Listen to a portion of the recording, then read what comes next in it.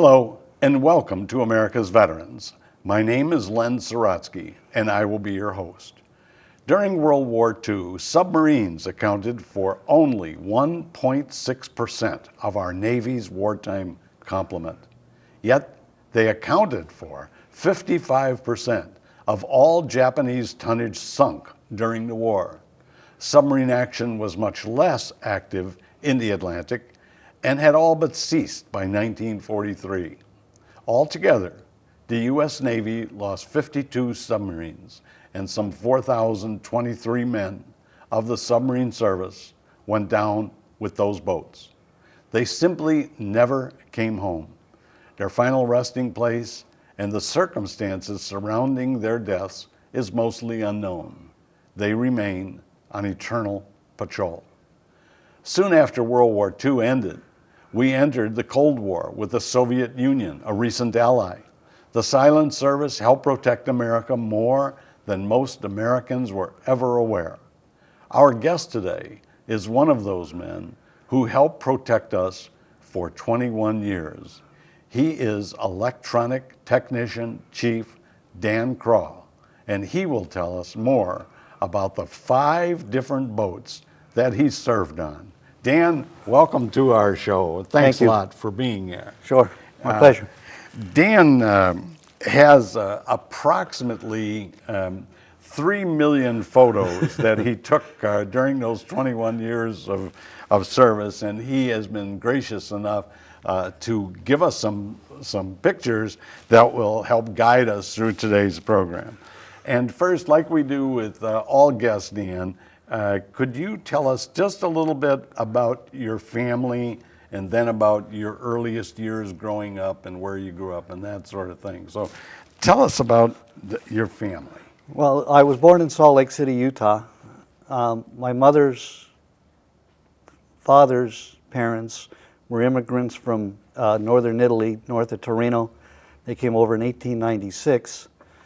My mother's line, as well as both lines of my father, were in the United States from the 1700s and immigrated across. They ended up being connected with the Mormon Church and were pioneers in with the Mormon transition into Utah, and that's where we ended up. And they lived in a really high-class house out there, right? Well, this photo here is of my grandfather's sister and older brother, my Aunt Kate and my Uncle Jim. And the picture there is showing him in front of an oven, an earth oven, a stone oven that my great-grandfather built. And when he broke a leg and lost it in a mining accident in southwestern Utah, they built these ovens and would bake bread and put it in the back of wagons and go around to the different mining camps to make money. Mm-hmm. And so you grew up in southwestern Utah, a small town called Melford. It's 1,000 people. Very handsome dude. I remember when that picture was taken, I was only about 3 years old. My mother, we lived in this little tiny house, and she dressed me in that suit, and we walked down the 3 blocks to the downtown, which is the entire length of the town, and had my photo taken. Yeah. And then you went to high school? Well, in the early 50s, middle 50s, my father, who was World War II vet, went back in the Navy, and we moved up and down the California coast from San Diego to San Francisco, Port Hueneme, Oxnard, all over. And most of the time we spent in the San Francisco Bay Area, though. Mm-hmm. And that's where I was going to junior high and high school. And one of the things I noticed this in the pictures, and I thought that you should be really proud of making Eagle Scout. Yes, I was a member of a Boy Scout troop in Vallejo, California, and I ended up making Eagle. I ended up with the Silver Palm, which is 2 stages above Eagle. You can go up to a Gold Palm. Wow. That photo there that you're showing is, they had a government day on Mare Island, the Naval Shipyard in Vallejo, and I was the executive officer of the shipyard. And the guy pictured with me is a Sea Scout, that he was the commanding officer, acting commanding officer for the day. And then, somewhere along the way, you decided to go in the Navy? Well, Right. we in the middle of my senior year, we moved from the Napa Vallejo area. I was going to Napa Senior High School. Right in the middle of my senior year, my dad got transferred to San Diego to a new construction ship, and we went to San Diego, and I graduated from high school out in Point Loma, and tried to go to college. Vietnam was going hot and heavy. I didn't want to get drafted and go to Vietnam as a soldier or Marine, so I went to college, but I did more partying and I flunked right out. So I went right down and joined the Navy and ended up going to boot camp across the street from my house. Wow. And after boot camp, you decided, Well, you decided? I knew Navy? before, I knew that when I joined the Navy that I wanted to go into submarines. You did know that. So when in boot camp, they asked us what we wanted to do, and we had to tell them what job we wanted to do, electronics technician, ice seaman, whatever. But we also had opportunities to volunteer for different programs, and I said, I want to volunteer for submarines. And I got selected right out of boot camp and went back to Groton, Connecticut for basic submarine school. And that one picture you were showing, Yeah, that's your, that's my the class at the basic submarine school. At there, yeah. And Dan knows, I think I've told him when we first met, I really don't like him very much, specifically because when I went in the Navy, I wanted to go into the submarines, and I didn't get in, and Dan did. He's 9 feet tall, and I would have been perfect in the submarine. I couldn't figure out. He got in there and managed 21 years. I'm only 6 foot. But yeah, but you must have ducked a lot, I would guess. my forehead and chins were always banged up Always from banged. going through the hatches or hitting different pieces of equipment. Yeah. Half the time, the front of my leg looked like I was 3 years old or something. And this is one of the things that you became familiar with, this kind of piece. Well, that is the escape training tank at Pearl Harbor. In order to go on submarines, they put you through all kinds of different medical tests. Right. One of them is a psychological test to make sure you're nuts before you go on board. Yeah. But you also have to go through firefighting training. You have to go through training for if a pipe breaks and the boat starts to flood. And if you flood and sink, you lose power and you're sitting on the bottom, then you got to know how to escape. And that was the escape training tank in Pearl Harbor that we'd go through. And so you had to do that. Yes. Yeah. And this, then, we get to your very first submarine, the USS Tang. USS Tang, SS 563. And subs are always identified by their, I think, by their numbers more than their names almost, most of the time. But this was Tang. Yes. And every sub has, we're going to see this perhaps when if we can look a little bit closer at your jacket, but every sub has, what do you? Those are ship's patches. Patches, ship's patch. They The Tang. originated back in World War II, and the cartoonists that worked for Disney, as their part of their war effort, designed all these patches for every ship, and it continued on from there after World War II. And I forgot to mention, Dan, you should have hit me, that more important than the patch is the dolphin. This is our submarine warfare device, or dolphins. It's a diesel submarine, bow-on look, with two dolphins, the mahi-mahi, not the bottlenose, with their chins sitting on the bow planes. In order to put this on, you might be a cook, you might be the captain, you might be a torpedoman, you might be an engineman. It doesn't matter what your job is on the boat. You have to start at the very front end of the boat and go to the very back end of the boat, and you have to identify every valve, Everything. every switch, every pipe, every cable, every piece of equipment, and you have to know where it gets its power from, how to shut it off, how to turn it on. If that pipe breaks, where's the closest valve that's going to shut it off? Mm-hmm. You have to know how to bake a loaf of bread, turn the ovens on and cook it. Mm-hmm. You have to know how to load a torpedo into the torpedo tubes. Everybody on the boat has to know everybody's job. And that silver dolphin turns to gold if you're an officer. Is that correct? Officers, when they're awarded their dolphins, get gold, and enlisted get silver. Yeah. Okay. And since your first boat, and we don't call them ships, right? We call them boats. By tradition, submarines are boats. Yeah, and I always get it mixed up. I'm always calling them ships, but they're boats. And the Tang, of course, was it got a load of Tang. Well, the company that makes Tang, and Tang was a big thing back in the big drink. I went on board the Tang in '68, and in the '60s and '70s, Tang was a big deal because of the astronauts. But when the company that makes Tang found out that there was a submarine Tang, they sent us a whole load of a whole load Tang. Of Tang. Yeah, I thought that was really cool. And by the way, just to interject, you were on 5 different boats. Yes. And why don't we mention them all right now, and then we'll get back to them later. But Tang, SS 563, Gato, the SS 615, Philadelphia, SSN 690, Bremerton, SSN 698, and Augusta. SSN 710. Boy, oh boy, we both did good on that one. I'm surprised. But when you got on, those boats would have different complements of sailors, right? But well, they were not too different in number, were they? The Tang was the smallest, to be in a diesel boat, and we would carry about 80 or 90 guys. Uh-huh. The new fast attacks, the Gato, Philadelphia on up, would carry about 120.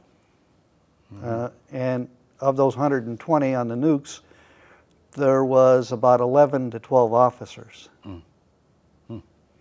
And the submarine service, just like the rest of the Navy, I suppose, was really kind of divided in the Atlantic Fleet and then, of course, the monstrous Pacific Fleet.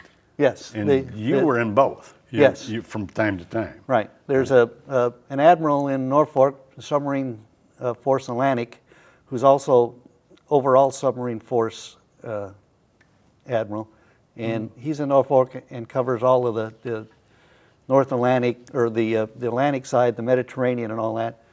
And then in Pearl Harbor is SubPac, or Submarine Force Pacific, and he covers all of that area.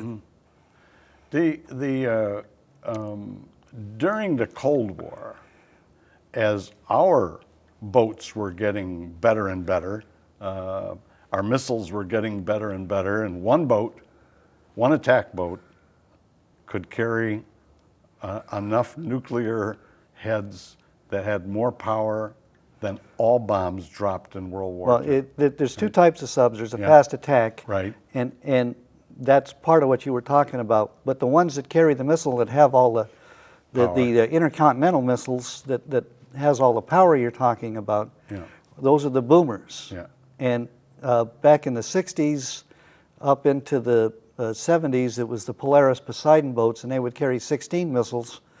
The original missile only had 1 warhead. But the Ohio class that we have today that came online in the 70s, late 70s through the 80s, they carry 24 missiles. Right. And each missile has 10 independently maneuverable or targeted warhead for 240 warheads if they carry a full load. That's a load. That's just one submarine. Yeah, yeah.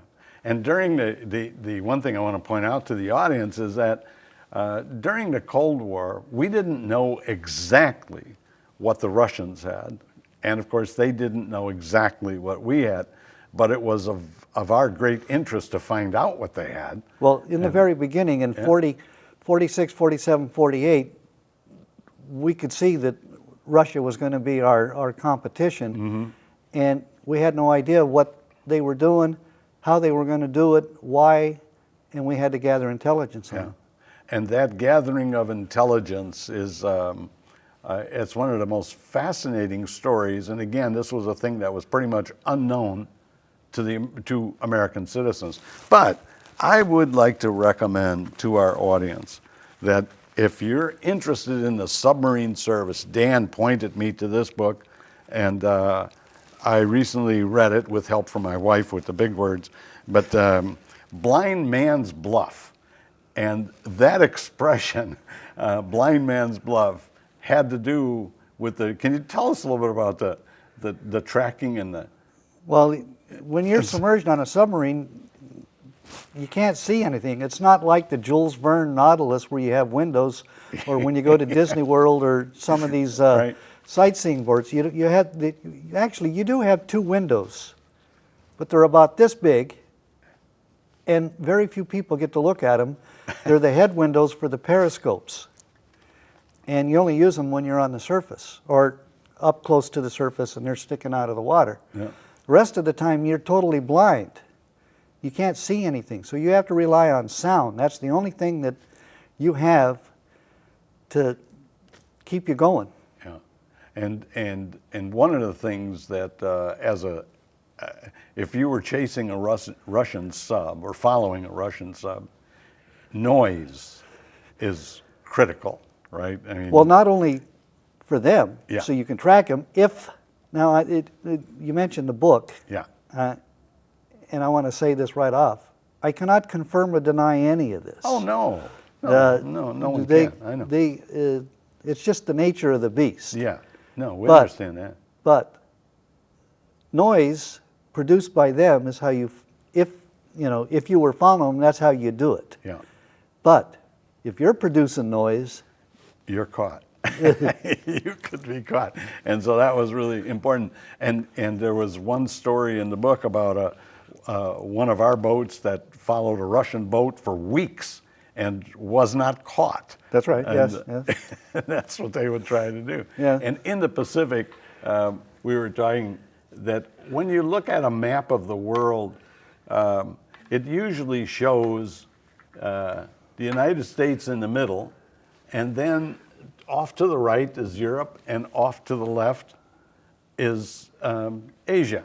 But of course, when you look on a globe, and I know, dear audience, that this is not a proper globe to try to show you on, but the fact is that it's only when you look at a globe that you come to understand in distance how close East Russia is to West Russia, if you can go through those cold waters and sometimes under the North Pole. And only a submarine could do that. And much of our tracking was done up in those areas. The guys who went out here, and there is Japan, Right. and this is Kamchatka, Right. and that was like the base or the home for the Russians. The Russians, even today, in Vladivostok, have their major commands there. Yeah, and so you guys, some of you, would have to go sneaking in here, and of course it was illegal, but they were doing the same thing to us. So, Yes. and you would have to go up here in order to try to find their subs and what they were up to, and so on. That's right. And I think that. That could be right. Yeah, and it could be right. And then can you make any comments about cable? Well, I think you're referring to the story in the book, The Blind Man's Bluff. Yeah. There was an intelligence officer in the United States from Maine, and he was home on leave, and he was fishing in Casco Bay, and he starts looking around the shore, and he sees all these signs, warning, do not anchor submerged cable, Right. submerged communication cable. So we got to thinking, well, I wonder if the Russians do the same thing. So the book, the story in the book, again, can't confirm or deny, states that he went back to his boss and he talked him into sending a submarine into the harbor in Vladivostok. There's at least 3 major admirals in the area with their different commands and all these phone lines going back and forth. And he wanted to know if we could find those cables, if they really existed. And so he used the signs on the shore to look. He sent the submarine in to look to see if there was these signs on the shore. And sure enough, in Russian were all these signs. It says there's a cable here. Warning, do not anchor submerged communication cable. So they took photographs, they brought them back, they said, well, great. And as the story goes in the book, they build a box. Now, when you send a signal, a voice signal through a cable, you get sound waves, just like you would record on a cassette tape. And those magnetic pulses are transmitted very weak out through the rubber of the submerged cable. So they designed this box, and we sent another submarine in, and they sent divers carrying the box out of the submarine and laid the box on top of the cable to try to see if we could sense those phone calls. Mm-hmm. And we were successful at laying those boxes. Well, the boxes were laid there. Yeah. Then they left them there for a few weeks. The submarine went back into the harbor, sent out the divers, retrieved the box, took the box back to Washington, and I won't say clear as a bell, but they were listening in on classified phone conversations between these admirals as what's going on and what their plans were. And we know that Russians were trying to crack our intelligence all the time, and they were bugging offices in Washington and all other Oh, we built an places embassy in Moscow that had to be destroyed because it was so fully loaded with bugs. Yeah.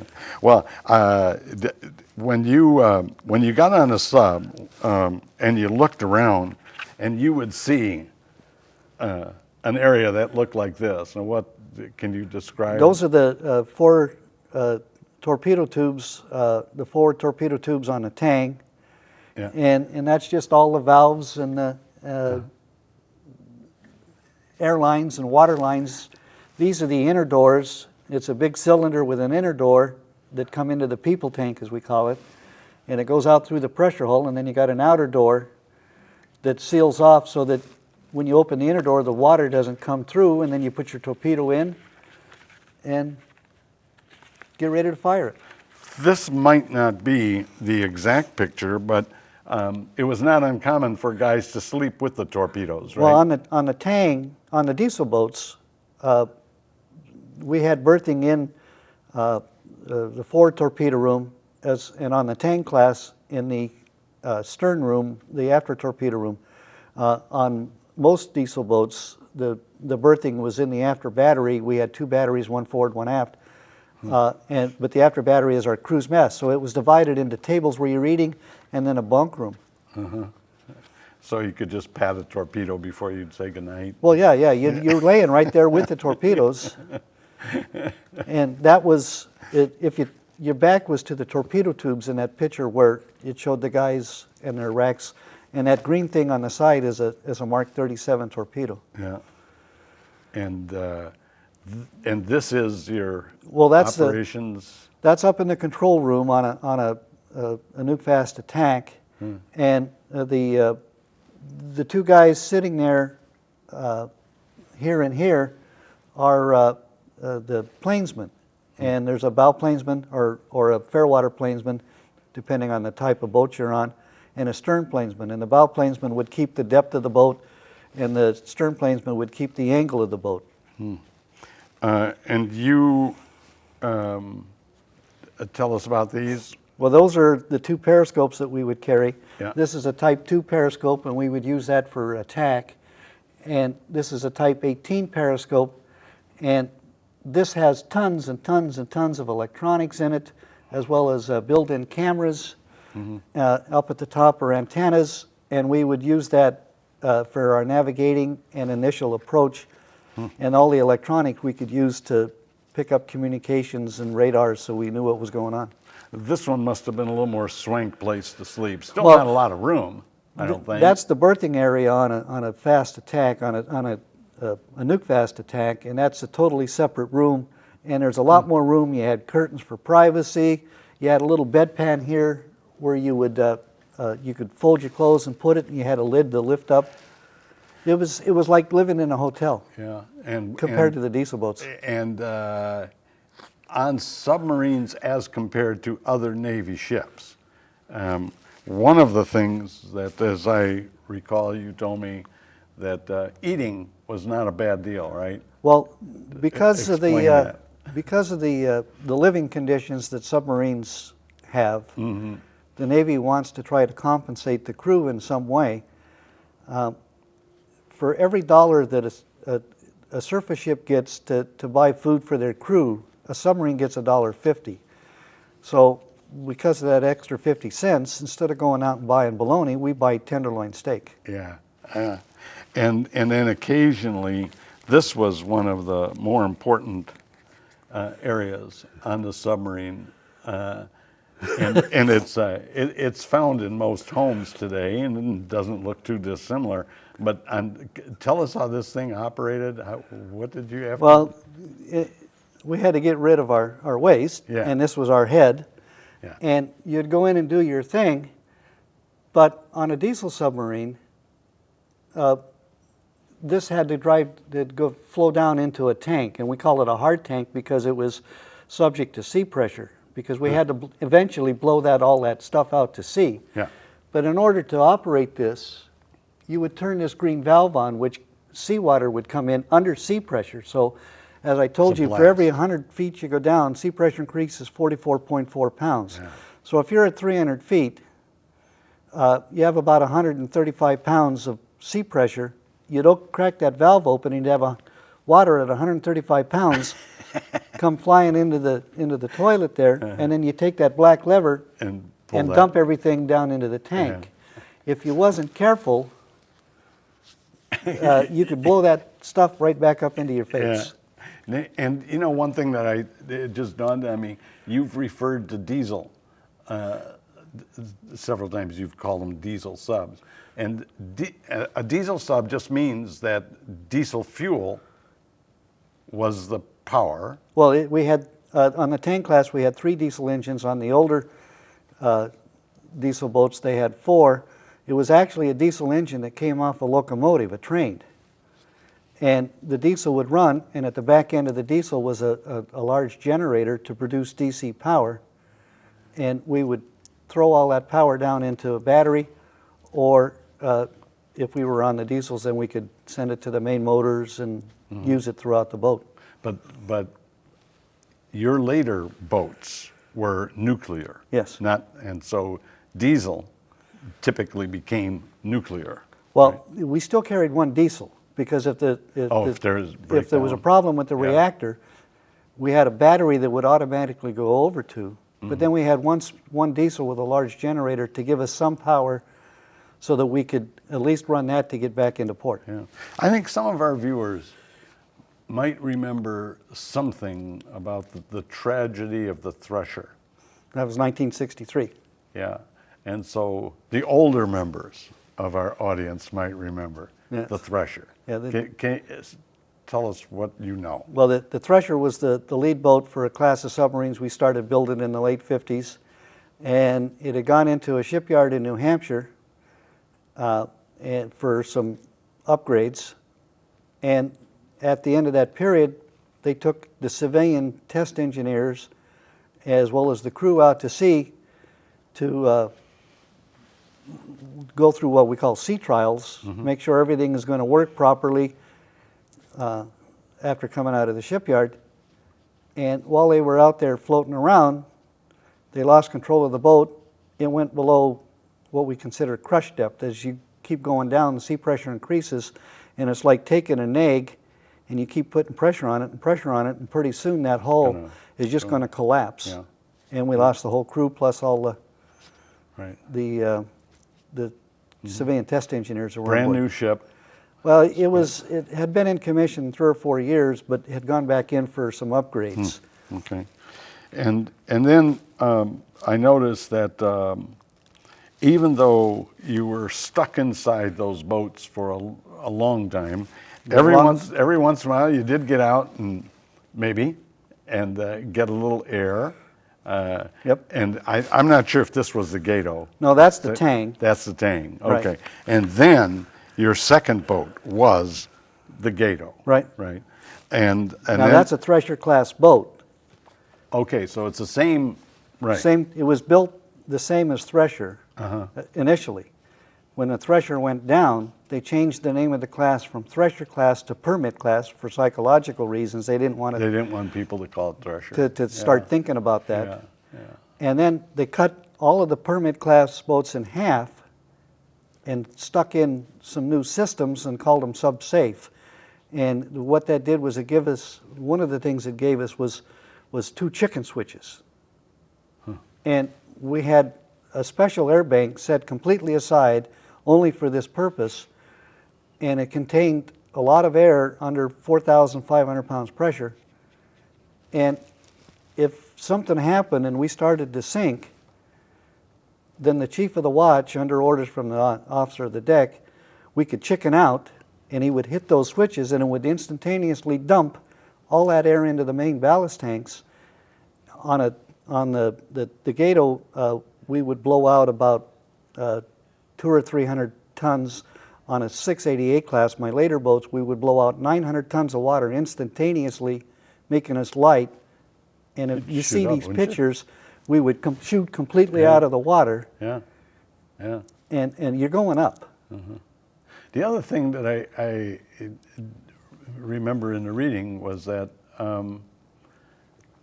it was not uncommon that boats would have explosives inside, in the front, in the middle, and the back of the the boat. It wasn't all that common, but no. The ones that were in dangerous territory. Well, there's a lot of things that could go wrong. If you get a flooding, then the salt water going into the battery, which is a hydrochloric acid battery, that's going to produce a lot of gas and cause an explosion.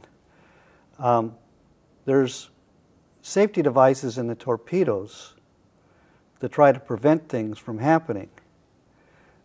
One thing is when you fire a torpedo, it has to go out, the propeller has to turn so many times before the warhead is armed. But in the case of the Scorpion, and this was the initial story,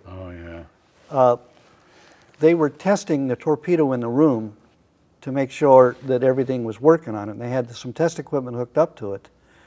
And something happened and it set the motor off. Now with no resistance on those propellers, no water to slow down those propellers, that motor went over speed, caught a fire, which then blew up the warhead, which then set off others, and that's how the Scorpion sunk in '68. Yeah. That was the initial story. Yeah. Now there's a report that came out last week that it wasn't that there was something going wrong with the battery. When you recharge the battery, you produce a lot of hydrogen gas. Hydrogen is highly explosive. The slightest spark is going to set it off. And now they're saying that's what happened, was they were charging the battery, they overproduced hydrogen and a spark, and it blew up the battery, and that's what sunk the Scorpion. And another thing that I think was worrisome was that sometimes there were, I think there were missiles or tracking missiles that would follow heat, that would go for heat, and sometimes they turned around and came right back at the boat that fired them. Well, in World War II, we had a lot of problems. It wasn't the heat problem, but we had a lot of problems with torpedoes with circular runs. And nowadays they put in a device that if it tries to go past 270 degrees, then it's going to shut the torpedo down. But the original Tang SS-306 was on patrol in the South China Sea, and had 3 torpedoes, came across a Japanese merchant ship. They fired all 3. The first 2 were successful. They went out and hit the target. But the third one went out, and because of the anti-circular run device not being there or not working properly, it came back and sunk the Tang, and the captain and 7 others survived. All the rest of the crew was lost. Captain Dick O'Kane won the Medal of Honor after spending from October '44 to the end of the war in a prisoner of war camp. Yeah, I think it's one of the things that I've kind of discovered with talking with so many different veterans from so many different incidents and pieces of our history is that they always try to find humor, little pieces of humor, and you think, how can you have? We talk about humor, and when you're in this situation, you guys did that too, right? I mentioned that you got to go through all these psychological tests, and the main reason they want to do that is to make sure that you're going to fit in with the crew, to make sure you're nuts beforehand. Yeah. Well, to give you an example of some of the humor and different things that go on, in October '73, I was on the Gato, and we were off of the New Jersey coast. We got a message: pull in, you're being deployed overnight to the Mediterranean. That was because of the Arab-Israeli War of '73, October '73. We pulled in with several other boats. There was 2 boats alongside the tender, or 3 boats alongside the tender, 2 boats alongside the pier. The ones on the pier loaded food, the ones on the tender loaded weapons. We did a big tap dance in the middle of the Thames River in Groton. They loaded food, we loaded weapons, and all 5 went flying across the Mediterranean to help protect Israel. By the time we got there, it was over. We pulled into a refit base on the northeastern corner of Sardinia called La Maddalena. Well, when I got there, it was my birthday had passed, and my mother had sent me a care package with cookies and candy and stuff in it, but she also included a set of homemade cards, set of jacks, and a coloring book and crayon. After being refitted, we were told to go out and stick our nose around and see what we could find. And we're out to sea, and we have the crews divided like into two groups. There's the nukes that operate all the equipment for the reactor to keep us going, produce water stuff, and then the forward guys. And we were playing homemade, and one of the guys we were playing with, one of our nukes, these guys are supposed to be some of the top 10% of the Navy now. We caught him cheating at homemade. So we got past that. A few minutes later, another of the nukes came up to me and he says, "Can I have your coloring book and crayons?" I said, "Sure." So he went back into the far corner of the crew's mess all by himself, not bothering anybody. And all of a sudden a big fight takes place back there. One of the other guys saw what page he was coloring on, got upset, because that was the page he wanted to color on. Yeah. The jacks, we had a cook that was about 6'3", 6'4", and if you think I'm tall, you know, he ended up with a problem on his thigh, and when we pulled back into the port, they sent him, we only carry a highly trained corpsman, and if you have a toothache, all he does is pull your tooth. That's it. Yeah. If you have appendicitis, that's another problem. There was a case in World War II where a corpsman actually operated and took out a guy's appendix on the cruise mess table. Yeah. But we got back into port and sent Andy up to the tender, to the sick bay, to take care of the problem on his leg. And he took the jacks with him. And the chief that was in charge of the sick bay up there was showing a new corpsman around, telling him that subsailors are a little weird. And as they came around the corner, the kid saying, "Oh, I'll be able to handle these guys." Here sits Andy, this 6'3" guy, on the deck with another guy off another boat. They were arguing if they were on their twosies or threesies. These are the guys protecting you. Yeah, and the guys that we commented, the guys that in the Pacific, that here they were hunting Russian ships and running super dangerous work, and they refer to themselves as the members of the North Pacific Yacht Club. I mean, wow. There's several different areas. There was oh yeah, you had one. Well, on the Tang, we would operate off of the coast of Vietnam, so we were the Tonkin Bay Yacht Club. Yeah, yeah. And then Philadelphia. Yeah, you were on Philadelphia, and we know that Philadelphia had 2 of these patches. And this was the second one. Well, the first one is the ship's patch. Yes, it is. That's the official ship's patch. Right. And tell us what is this one for? That patch there is for our trip going around the world. We received orders in June of '80 That's the sub. That's the launch Yeah. of the boat. Yeah. But because of the Iranian hostage crisis, we received orders to go to the Persian Gulf, Yeah. Indian Ocean. So we went down and around southern Africa and pulled up into that area, poked around, and we had our refits in Diego Garcia, the garden spot of the world. And from there, we did several more patrols up in the Persian Gulf area. Finally, we went to Perth, Australia for 5 days. That was our only liberty between June of 80 and February of 81. But we got 5 days in Perth, went across the Pacific, through the Panama Canal into the Caribbean and up back to Connecticut. Yeah. And then you receive this order. Well, That's they give us certificates for every little thing you do. Wow, but this is special. Well, that's the Order of Magellan for going around the world. Yeah. I've also got them for crossing the international date line, the Golden Dragon. Right. And then there's the Persian Gulf and a couple of trips to the Med. But to go around the world, how many days, how many months was that? What did you say? Well, June it took us from June to February of 80 to so February that's of 81. But so that's about 8 months. we spent a few weeks in Diego Garcia for refit, but most of the time, that boat there was the one that I spent 89 days submerged on up in the Persian Gulf.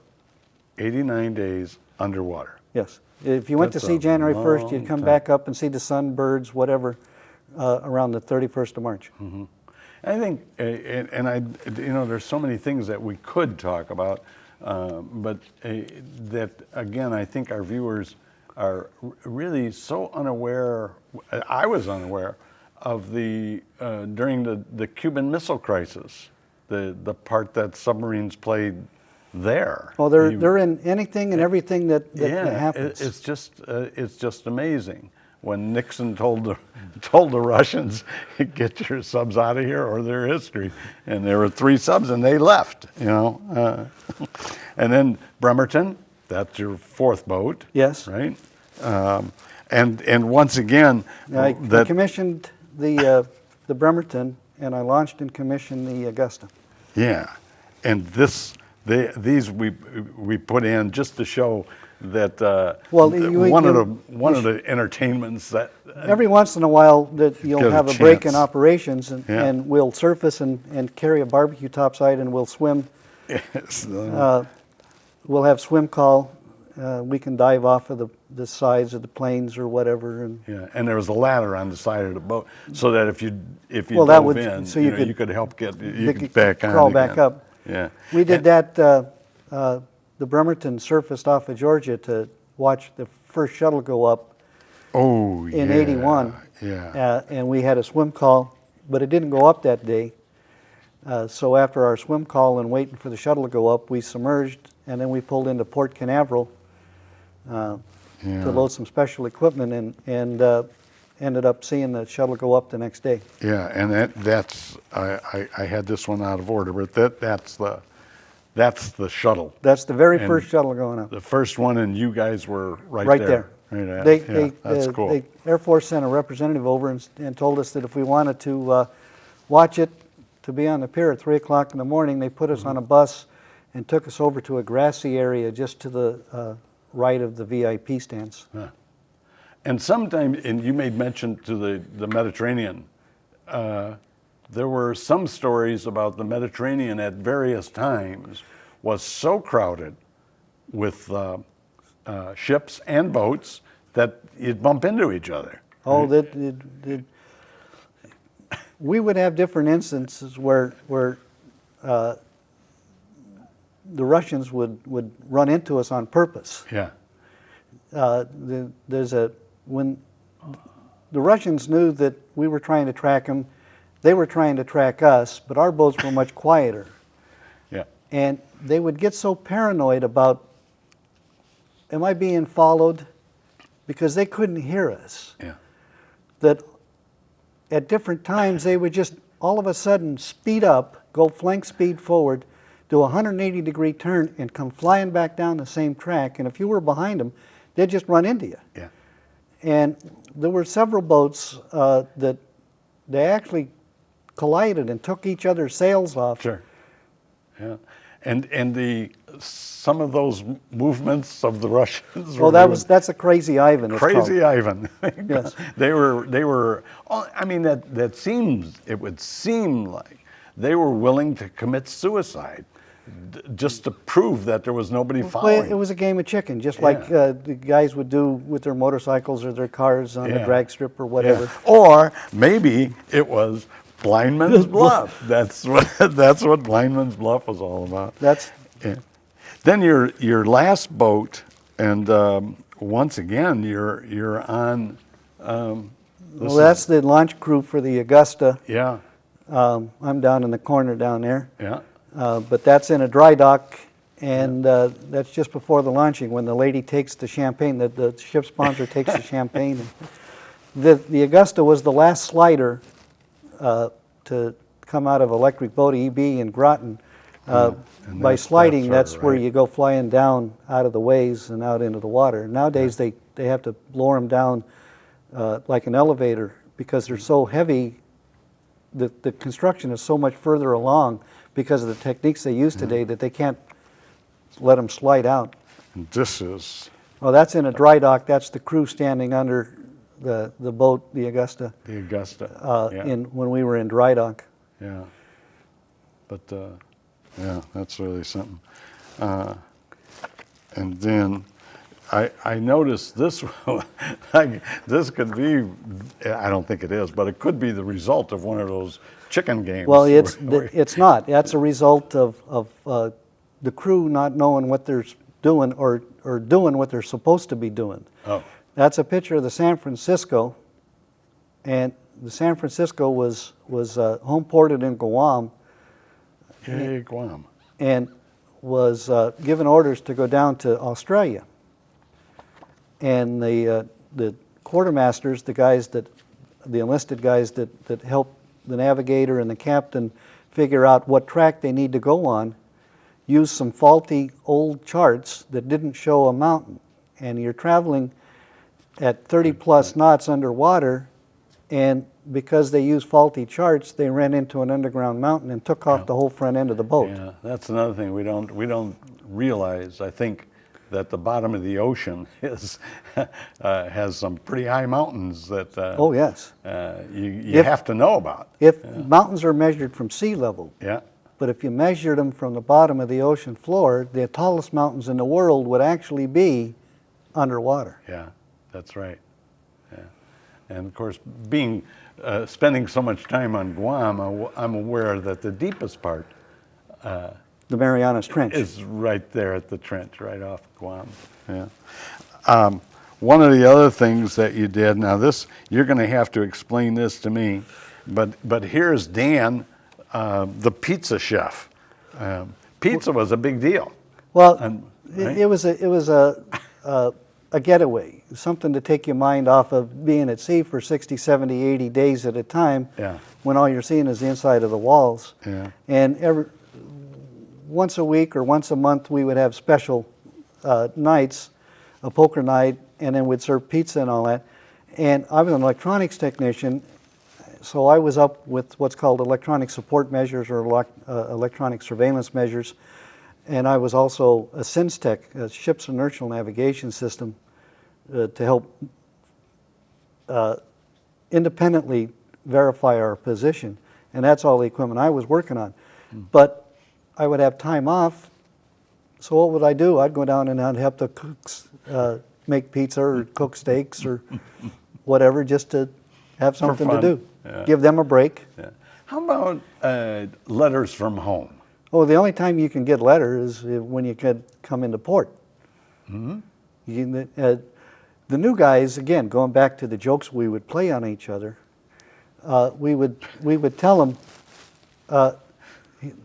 well, Andy, the cook on the Gato, we had a new mess cook that had been on the boat a whole 3 days, and they were in the crew's head washing up, getting ready to go in to start preparing breakfast, and this guy, this new kid, said, "Hey, Andy, how do we get our mail?"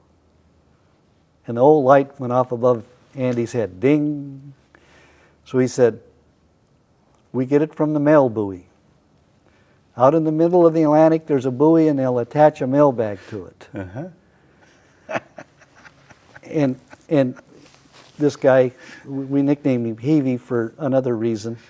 A heavy is a line that you throw from the boat over to the pier, and then once the guys on the pier get the heavy, they attach it to the mooring line and then pull that across. But anyway, so after breakfast, Andy told Heavy that because he's the new guy on the boat, he's the one that gets to go up to the mail buoy, and he just found out that we were approaching the mail buoy.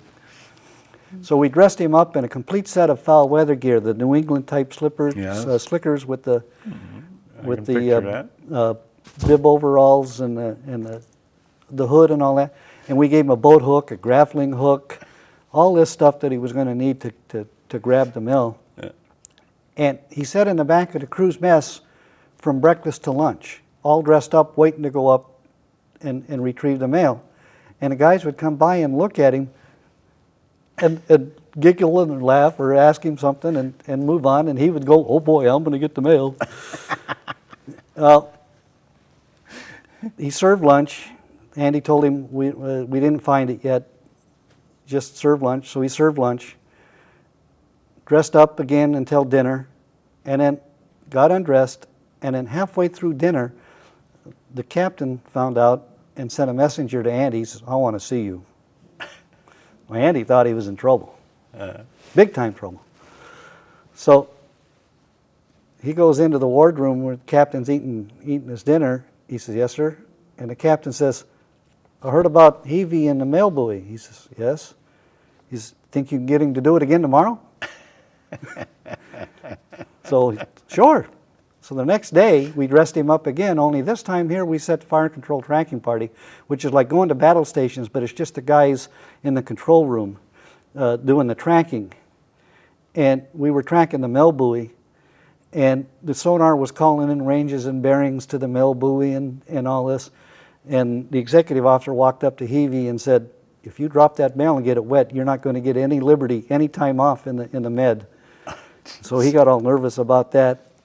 One of the sonarmen, they call in, they say, "Con, sonar, range to mail buoy, 3,000 yards." Well, all of a sudden, this sonarman calls in, he says, "Con, sonar, we've been tracking the wrong buoy. We have the female buoy, not the male buoy." Finally, he figured out what was going on when the captain got on the 1MC and told him that, okay, this is all part of the being on a sub. And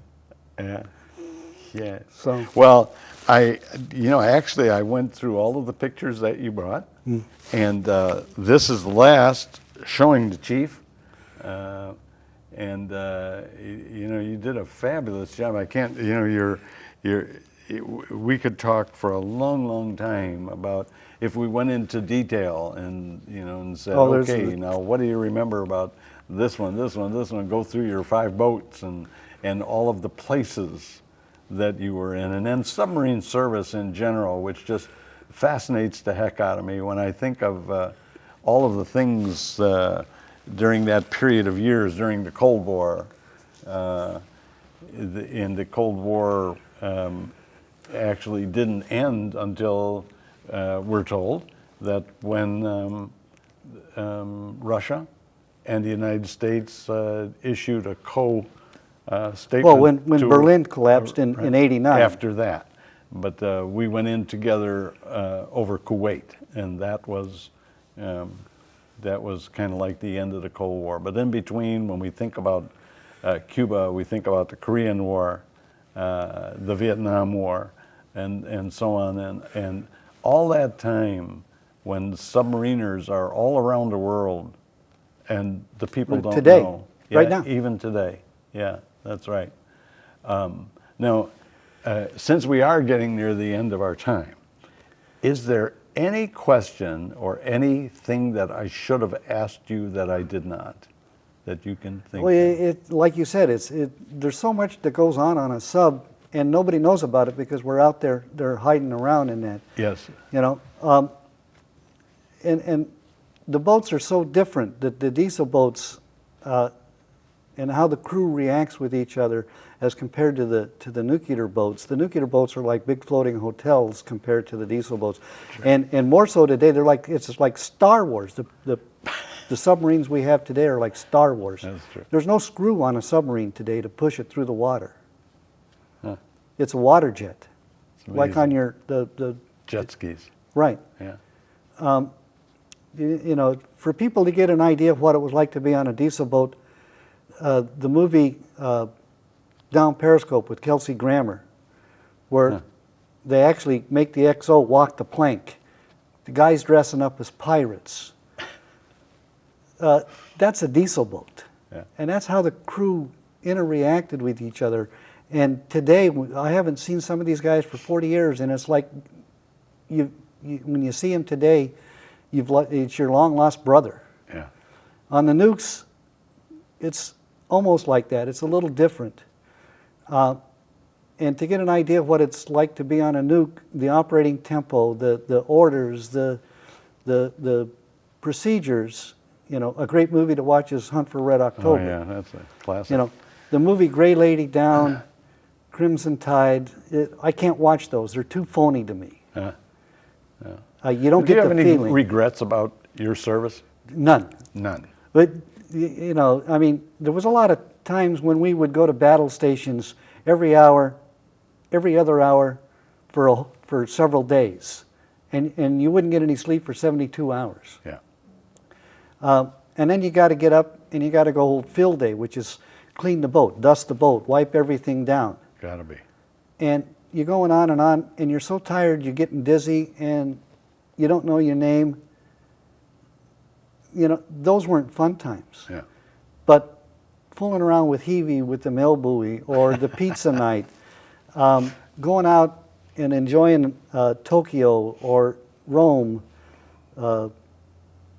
with the crew, spending time together. You know, those were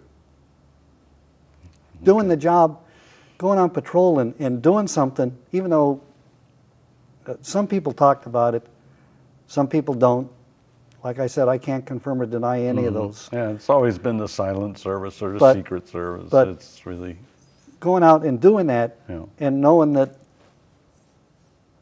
we help somehow, you know, that's part of the overall good feeling. That concludes today's program. I offer a special thanks to our guest, Dan Craw, a thanks for being a part of our program, and a huge thanks for serving America for 21 years as a member of our submarine service. I wish to thank METV and its staff for making this program possible. And mostly, I thank you, each and every member of our audience, for taking some of your precious time to watch our story. Perhaps on your next Veterans Day, you could offer a special prayer for all those men who went down with their boats. Remember, submariners who've not come home are on eternal patrol. Leslie Nelson Jennings wrote in Lost Harbor, "To those on eternal patrol, there is a point of no return, where ships may ride at anchor for a little space, and then, some starless night, the cable slips, leaving an eddy at the mooring place. Gulls veer no longer. Sailor, rest your oar. No tangled wreckage will be washed ashore." Please remember that freedom is never free. The price of freedom is high. God bless all those who have served, and please, God, continue to bless America. Goodbye.